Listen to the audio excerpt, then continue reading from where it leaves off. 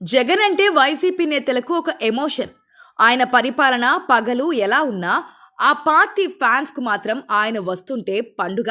అయితే జగన్ పర్యటనకొస్తే చాలు దాడులు, మరణాలు, అపశృతులు చోటు చేసుకునడంతో ఈసారి ప్రభుత్వం గట్టి ఆంక్షలు పెట్టి ఎక్కడికక్కడ కట్టడి చేస్తోంది.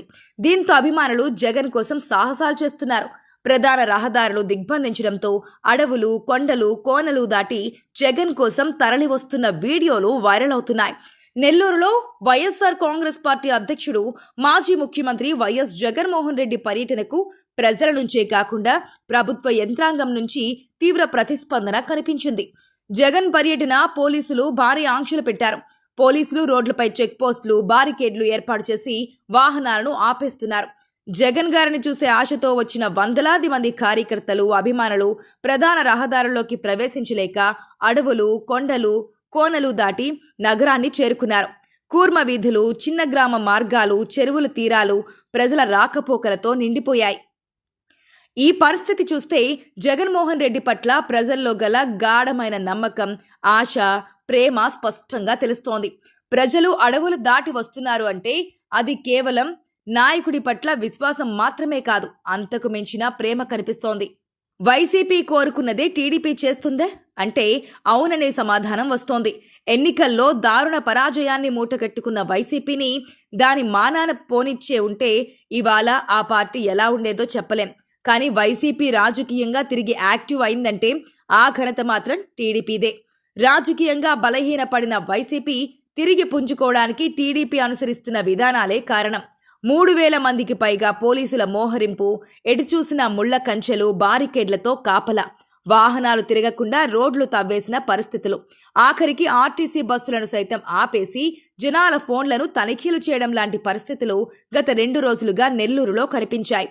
అయితే ఆ ఆంక్షల చెరను తెంచుకొని జగన్ కోసం జన ప్రవాహం ఇవాళ తరలివచ్చింది. వైఎస్ జగన్ నెల్లూరు పర్యటన కోసం దేశంలో ఎక్కడా లేని ఆంక్షలను, ఎన్నడూ వినని షరతులను కూటమి ప్రభుత్వం తెరపైకి తెచ్చింది.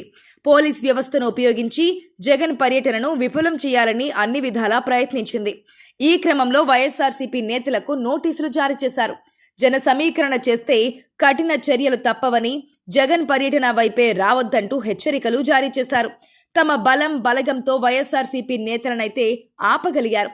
కానీ జన ప్రభంజనాన్ని మాత్రం ఏ పోలీసు చట్టం ఆపలేకపోయింది. జగన్ రాకతో గురువారం ఉదయం నెల్లూరు రహదారులన్నీ జనంతో కిక్కిరిసిపోయాయి. పోలీసుల వలయాన్ని దాటుకొని జగన్ కోసం తండోపతండాలుగా తరలివచ్చారు ప్రజలు. పార్టీ శ్రేణులు, అభిమానుల జేజేలతో అడుగడుగునా ఆయనకు అపూర్వ స్వాగతం లభించింది. ఆ అభిమానాన్ని అంతే ఆప్యాయంగా అభివాదం చేసి అందుకున్నారాయన. జై జగన్ నినాదాలతో సింహపురి గర్జించింది. మనల్ని ఎవడ్రా ఆపేది అంటూ వచ్చిన ఆ జన సునామీని ఆపడం పోలీసుల వల్ల కాలేకపోయింది. వైసీపీ ట్రాప్లో టీడీపీ పడిందని చెప్పొచ్చు. ఎన్నికల్లో ఘోరంగా ఓడిపోయిన వైసీపీ నాయకుడిని మరింత బెదరగొడితే అసలు ఆ పార్టీ చిరునామానే గల్లంతవుతుందని టీడీపీ నేతలు ఎత్తిగడ వేసినట్టున్నారు. అయితే టీడీపీ అనుకున్నదొకటి, జరుగుతున్నది మరొకటి. వైసీపీ నేతల భయం 3 నెలల ముచ్చటే అయింది. పదే పదే వైసీపీని కేసులతో భయపెట్టాలని చూడడం ప్లాన్ ఫెయిల్ అవుతున్నా ఎందుకనో టీడీపీ గుణపాఠం నేర్చుకోలేకపోతోంది. పొదిలి, గుంటూరు, పల్నాడు, బంగారుపాలెం ఇలా ప్రతి చోట వైఎస్ జగన్ పర్యటనని పోలీసుల్ని అడ్డుపెట్టి ఏదో చేయాలని చంద్రబాబు సర్కార్ ఎత్తుగడ వేసింది. ప్రతి చోట వ్యూహం వికటించింది. చంద్రబాబు సర్కార్ ఆంక్షల పేరుతో జగన్ పర్యటనలో జనం పాల్గొనకుండా చేయాలని అనుకోవడం, రెట్టింపు సంఖ్యలో వారు వస్తుండడాన్ని చూశాం. తాజాగా జగన్ నెల్లూరు పర్యటనలోనూ అదే రకమైన ఆంక్షలు విధించడం ఆశ్చర్యం కలిగిస్తోంది. 4-5 చోట్ల జగన్ పర్యటనల్ని అడ్డుకోవాలనే ప్రయత్నాలు విఫలం కావడంతో పాటు మరింతగా జనం వెల్లువెత్తుతూ వైసీపీలో జోష్ పెంచుతున్నామనే స్పృహ టీడీపీలో లేకపోవడం ఆశ్చర్యం కలిగిస్తోంది. కేసులు, జైళ్లకు బెదిరేది లేదని వైసీపీ నాయకులు ఒకవైపు తేల్చి చెబుతుంటే మరోవైపు కేవలం 10 మందే పాల్గొనాలి లాంటి ఆంక్షలు విడ్డూరంగా ఉన్నాయి. జగన్ను పట్టించుకోకుండా ఉంటే పర్యటన రచ్చ కాకపోతే వైసీపీకి రాజకీయంగా ఎలాంటి మైలేజీ రాదు. కానీ తెలిసి వైసీపీకి, జగన్కు రాజకీయంగా టీడీపీయే విపరీతమైన క్రేజ్ తీసుకొస్తోంది. వైసీపీ ధైర్యాన్ని పరీక్షించాలని ప్రతి సందర్భంలోనూ అనుకోవడం అవివేకమని పాలకులకు ఎవరు చెప్పాలి?